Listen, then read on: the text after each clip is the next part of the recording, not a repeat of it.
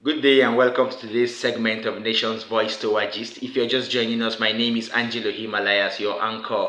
Today is a very special day which marks it plus or minus 46 days to the 2023 February elections. And I know all of our subscribers and our viewers out there are having their fingers crossed, waiting for whatever package I have for you today.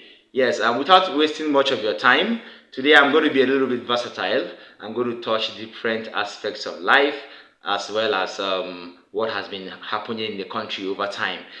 Without much ado, I'm going to start by a very chaotic experience that has rocked the Nigerian nation over the last 24 hours. First of all, we should take a look at this. Don't forget, it is still Nation's Voice Tour, your favorite YouTube channel. Let me take it from the top. Yes, chaos has rocked Nigeria once again as unknown gunmen abduct travelers in Edo State. That's a very strong one there. And barely a year after terrorists attacked a Kaduna-bound train from Abuja, if you could remember, at a place called Katari in Kaduna State, the Edo State Police Command, according to The Punch, announced earlier on the abduction of passengers waiting to board a train from the Iguben station in the Iguben local government area of Edo State by suspected herdsmen or bandits. Now, if you could recall, some months ago, say in 2022, this particular situation happened to some passengers who boarded a train that was bound for Abuja, as I said earlier on. The Edo State Police Public Relations Officer, Chidi Wabuzo, confirmed the incident in a statement. He claimed that the abductors, armed with AK-47 rifles, invaded the train station and shot sporadically into the air before abducting scores of intending travelers into the bush, leaving some injured as a result of bullet wounds. The area commander, Irua, DPO, Iguben Division, and his men visited the scene immediately it happened, and then with other members of the Edo State Security Network, local vigilantes, and hunters. And they have since commenced bush combing in order to rescue the kidnapped victims and bring the abductors to justice. This further reminds Nigerians of the March 28, 2022 incidents, the Abuja-Kaduna train attack, as I said before, which resulted in the death of about 14 passengers and with 63 others officially declared abducted.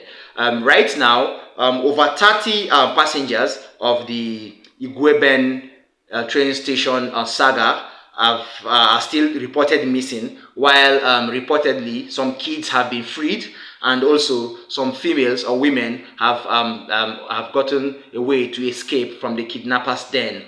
I will bring you more updates on this particular situation as time goes on. I urge you to stay glued to your screen and don't go anywhere. I have a lot of updates for you this time around. Alright, if you're just joining us, it is still Nation's Voice Tour, your favorite YouTube channel, your #1 YouTube channel. Don't forget to always stay glued to your screen and always follow us to get more updates, not only on politics, but on general life, be it sports, be it entertainment, be it anywhere in the world. Nation's Voice Tour got you covered. Next on our updates today, on our gist today, I have a surprise for you. Yes, a surprise for you. I'm going on to sports. Now. Cristiano Ronaldo has sent Vicente Abubakar packing from Al Nassr.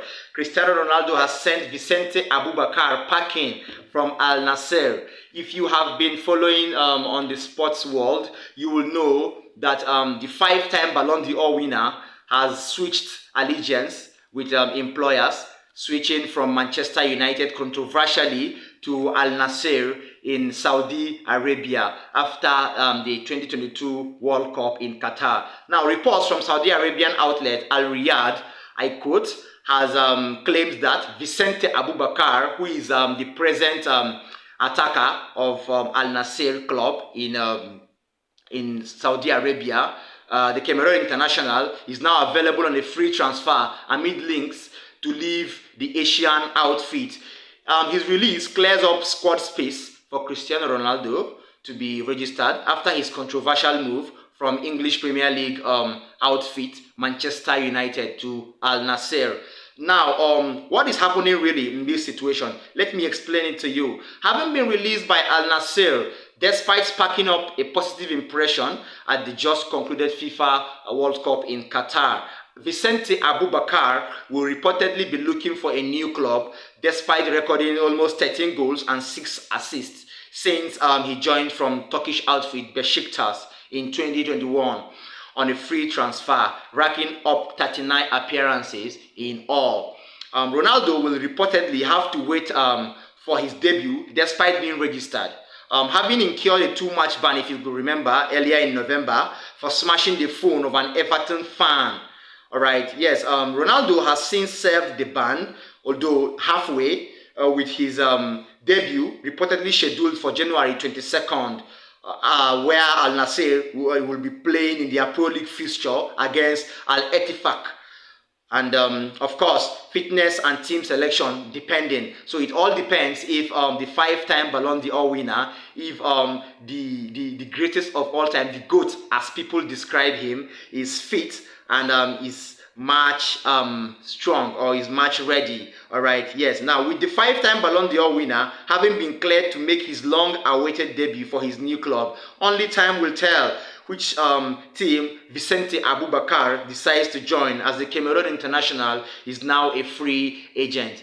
On this particular topic, you will agree with me that despite being a very good striker, Vicente Abubakar has to pitch his tent elsewhere, club-wise, because right now, Cristiano Ronaldo has finally found his way to Al Nassr, being signed, and is now purportedly said to be the club's #1 striker. Now, as a result, I repeat, Vicente Abubakar has been shipped out on a free transfer by mutual consent, and he is now a free agent looking for a new club. Reports reaching our table earlier today has said that Manchester United are weighing up a loan move for Vicente Abubakar, which will in any way stand as a form of switch between Cristiano Ronaldo and Vicente Abubakar, although that is not the official contract signature.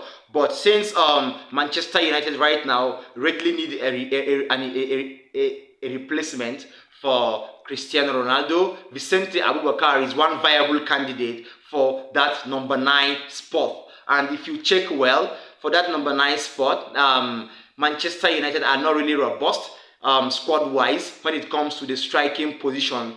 Manchester United have only Marcus Rashford to that position. They have and Antoine Martial on that position, being only short of one person, having shipped Cristiano Ronaldo to Al Nassr. Manchester United have said, or are said to be in the market for a new striker, and rumors around Stamford Bridge. I beg your pardon. Rumors around Old Trafford says that Manchester United are weighing up a loan move for Vicente Abubakar. We'll keep our fingers crossed before the January transfer window closes, and we'll see how true that news is. Stay tuned on your favorite YouTube channel, Nation's Voice Tower, as I bring you more sports updates. Still on sports, a very, very strong one here from London, an intriguing one from London. Graham Potter's reign has been marred by injuries. Could it be a pointer to an exit?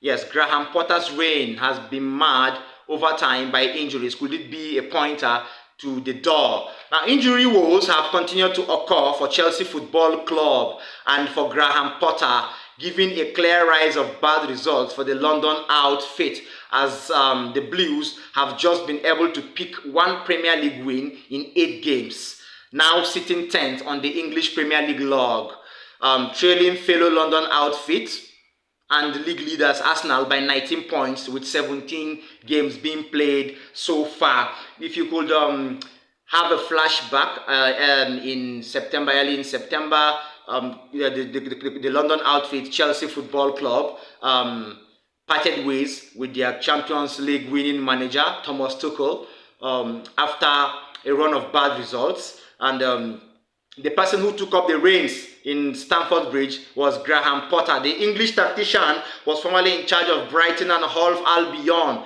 in the English Premier League, but having switched employers now at Stamford Bridge, the coming of Graham Potter has shown to be more of a problem than a savior, which he was supposed to be. Now, on the injury list, Christian Pulisic and the new signing Raheem Sterling took Chelsea's injury tally to 10 players during their recent clash with present title holders Manchester City in a Premier League fixture a few days ago. Since taking over the reins at Stamford Bridge a few months ago, Graham Potter has had mixed results, causing reactions from club fans and football fans alike, with Chelsea's recent loss in their last clash with Manchester City, making it six losses, a draw, and 3 wins. Wow, that's a very, very bad one there in all competitions from their last 10 outings. Okay, now Chelsea's injury list include. Now, if you check very well, Chelsea's players have actually been on injury, a whole lot of them, and this injury list include Raheem Sterling, recently gone on injury, suffered a pulled hamstring against the match with Manchester City, and his return date is yet to be ascertained. Christian Pulisic went down in the same match after a clash with Manchester City defender, English defender John Stones, and is down with a new injury, with a knee injury, I beg your pardon, and his return date is said to be far from fetched. Okay, now long-term absentees include N'Golo Kante, who has been on injury for the past 3 months with a thigh injury, Reece James, who actually came back a few weeks ago, and after he played his last match, just one, he still returned to the sidelines. Yes, Wesley Fofana, new signing Wesley Fofana, the French defender has actually found it hard to wax into life, to acclimatize into life in London, having signed from a blockbuster marquee deal from Leicester, and Wesley Fofana has been on the sidelines with a new injury over time. Mason Mount, who is the most recent name on the injury list, has also been on injury, and his return date is said to be far, having been confirmed to miss the FA Cup clash against Manchester City today by 5:30 p.m. And then Ben Chilwell, who has also been sidelined with a thigh injury, is also a long-time absentee for the London outfit. Yes, Armando Broja too, with a knee injury, is also a long-time absentee. Armando Broja was lost to a knee injury earlier before the season began. And then Ruben Loftus-Cheek also is a long-time absentee. He has been on the sidelines for a few weeks now, and he has been down with a calf and shin injury. Finally on the list is Edouard Mendy, the Senegalese international, after his participation and heroics in the just concluded 2022 FIFA World Cup in Qatar, has been sidelined with a wrist injury. Now, if you have a retrospect, if you've been following the news, you will see that Chelsea have kept their medical team aside and have opted for a private medical firm or a private physiotherapy firm in London that handles celebrities and other company fitness issues to really look into their medical results and their injury list and see what they could do for the London outfit.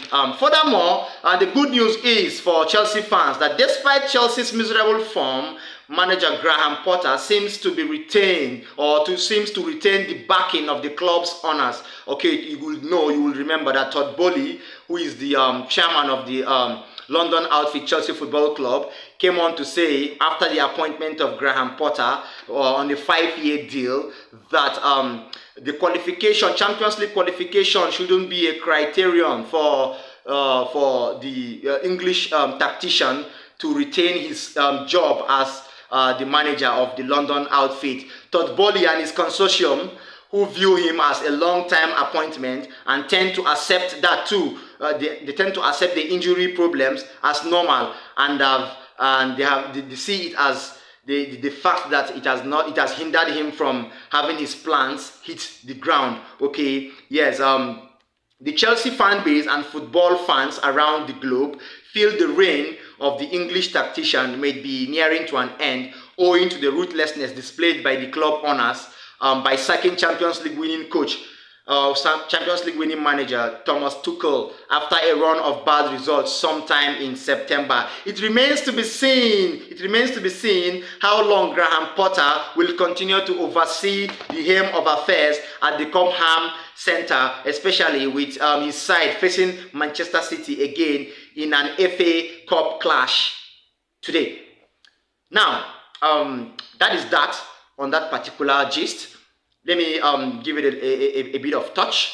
Graham Potter has had a very good rise with his former side Brighton and Hove. He has displayed what he knows. He has shown us how good and how excellent Brighton and Hove could be. They've shown us how good tactically they can be, and they've been applying whatever Graham Potter as a manager has brought to the table over time. If you've been following the turn of events, Brighton and Hove have been a hard nut to crack this season, starting from their participation in the league last season in the 2021-2022 English Premier League season.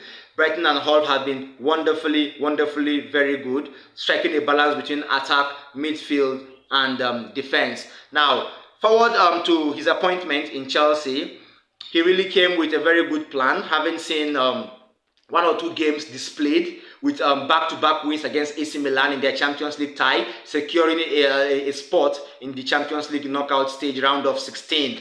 But let us leave the bad results. Let us pin them down on injuries, as the board of the London outfit have said. Let us pin the bad results down to injuries and allow the injured players of this club come back to their feet, and let's see what Graham Potter has to offer. That is that on today's gist on your favorite YouTube channel, Nations Voice Tower. I hope you have really been following us over time, and I will always urge you, always stay glued to your screen, and don't forget to always give us a comment on the comment section, and don't forget to always subscribe for the channel, your favorite channel, Nations Voice Tower. I'm going to be back before you know it with more updates. I told you earlier on that I'm going to be versatile. I'm going to be giving you not only political updates, I'm going to be touching general life, I'm going to be touching entertainment, I'm going to be touching sports, and I'm going to be touching world politics too. So that is a robust package for you.